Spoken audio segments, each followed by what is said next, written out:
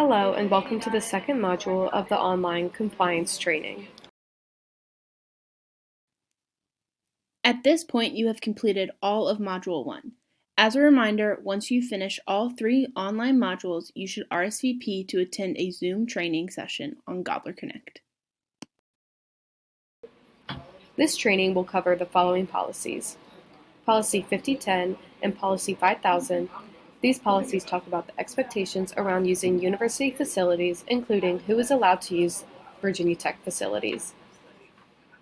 Policy 12100. Policy 12100 overviews private fundraising and events.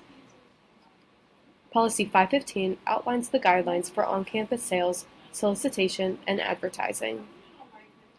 We will talk about major entertainment and sponsorship in Policy 8215.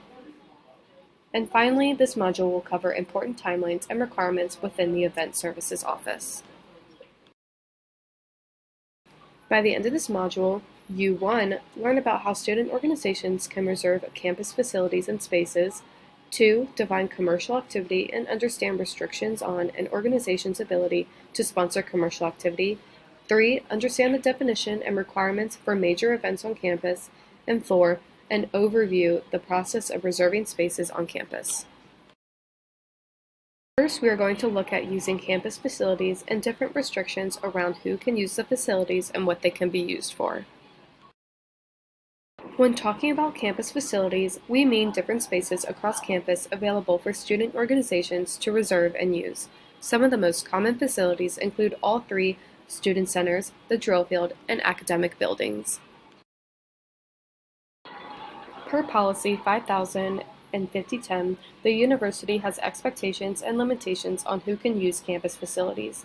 The main intention is that the facilities are being used effectively by students, staff members, and faculty.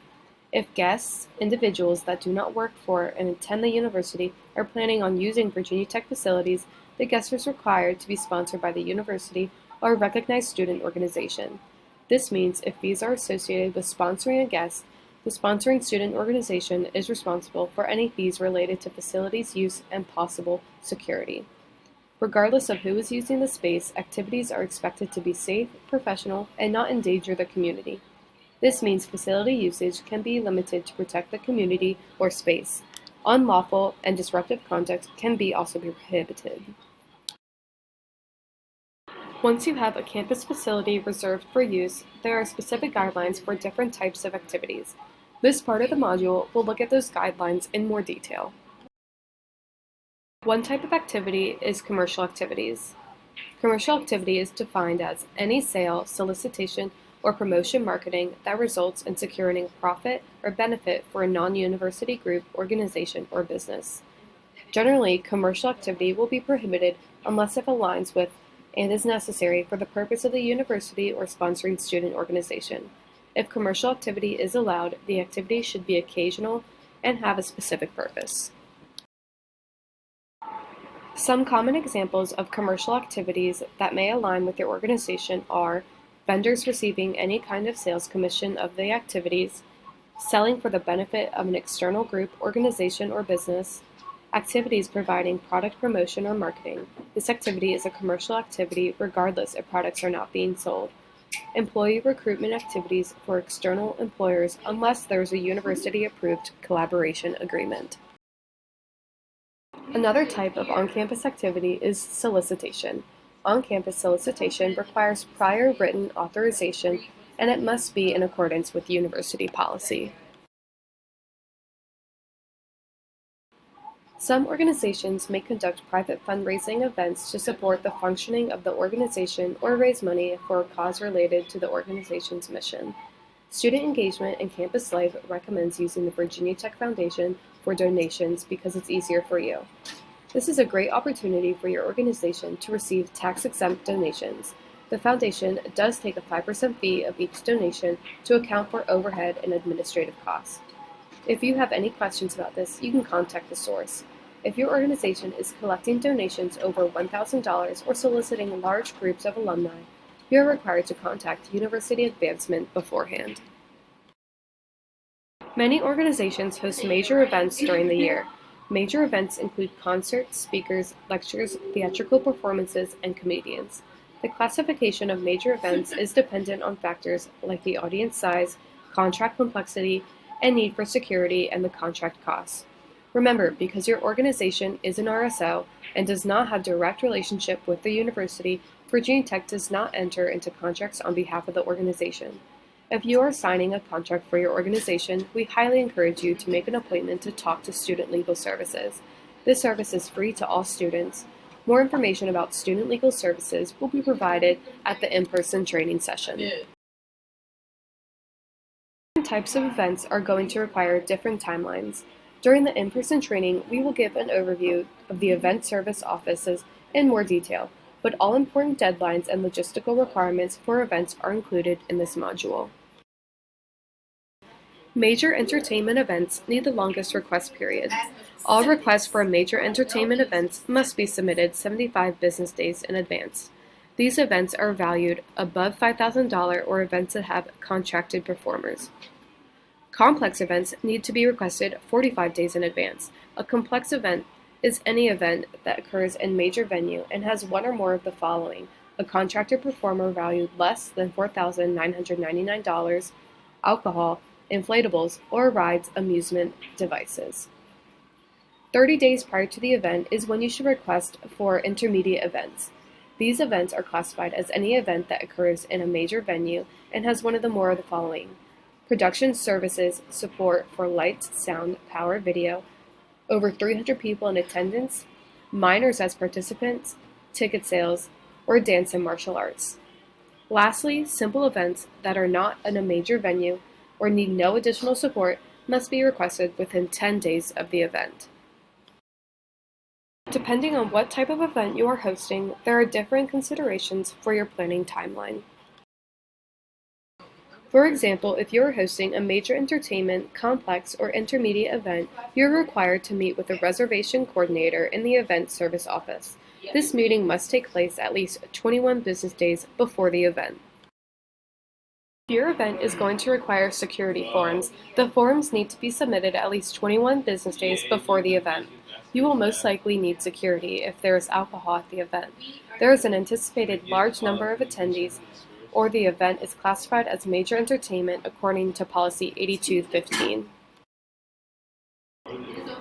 Events that are going to have alcohol will need to submit an alcohol request form and ABC license at least 21 business days prior to the event. If you are going to have alcohol at the event needs to be closed to the public and you will need to purchase insurance as well. Event permits are required for large outdoor equipment including tents, inflatables, stages, and rides. These permits must be submitted at least 21 business days prior to your event. Open burn permits are required to be submitted at least 10 business days prior to the event, along with a security form. Burn permits are used for any open or exposed flame that could cause a fire.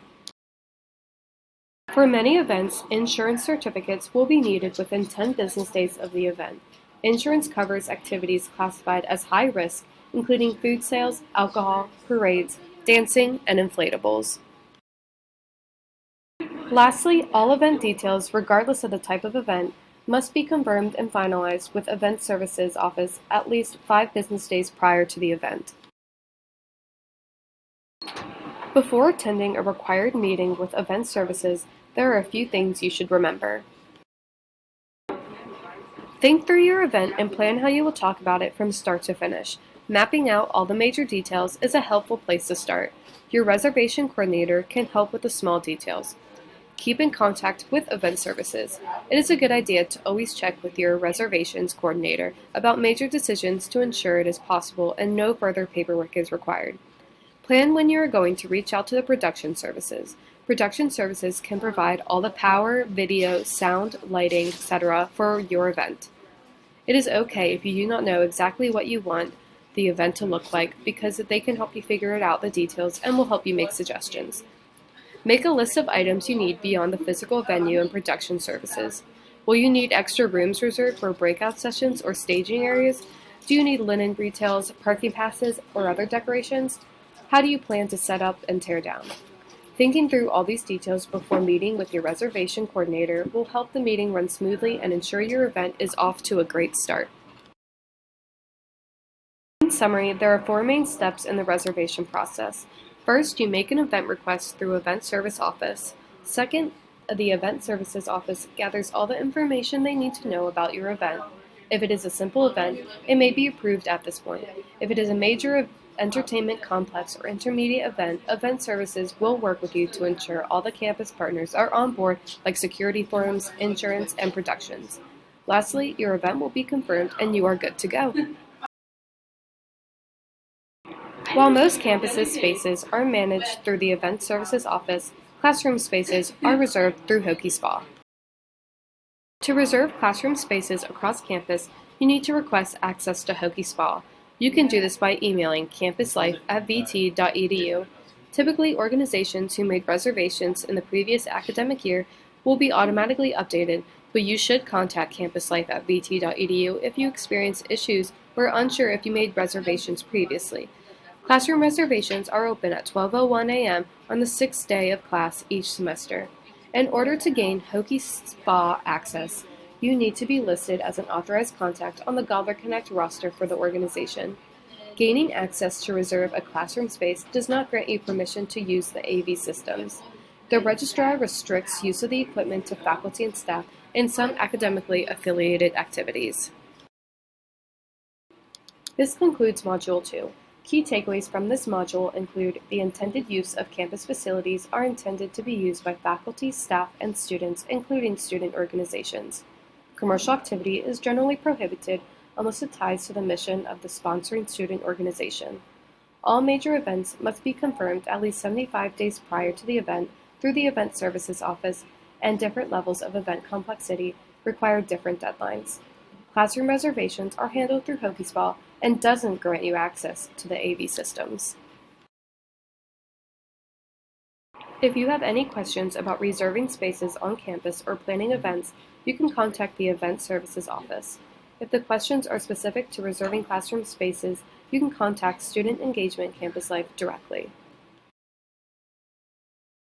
Before moving on to Module 3, Virginia Tech Licensing Standards, you are required to take the Module 2 quiz and receive a 100%.